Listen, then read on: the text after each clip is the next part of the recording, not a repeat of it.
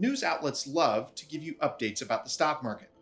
When they do, they typically report on some combination of three stock indexes: the Dow Jones Industrial Average, or Dow Jones for short, the S&P 500, or S&P for short, and the NASDAQ Composite, or NASDAQ for short. Although some news outlets quote these indexes indiscriminately, they actually represent very different slices of the market. The Dow Jones is by far the narrowest index of these three. It only tracks 30 US stocks, and it doesn't even cover some sectors of the market, like real estate or utilities companies. The S&P 500, by contrast, tracks 500 US stocks, covering all sectors of the market.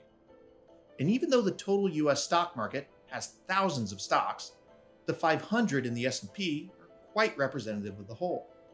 They typically capture between 70 and 80% of the total US market by size, and each market sector is represented quite proportionally. In contrast, the NASDAQ represents thousands of stocks, but it's a skewed depiction of US markets. This is in part because the NASDAQ overweights the technology sector by about 20%, and it includes many foreign stocks that you're less likely to hold in your portfolio if you're a US-based investor.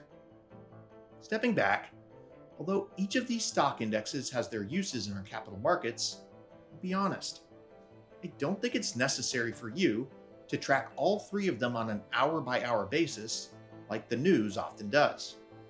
So, if you have one takeaway from my video, let it be this: if you have a diversified portfolio and a strong financial plan, consider checking the stock market a few times a year instead of a few times a day.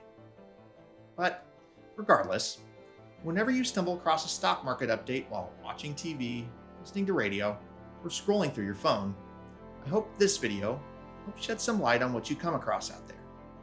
Thanks for watching.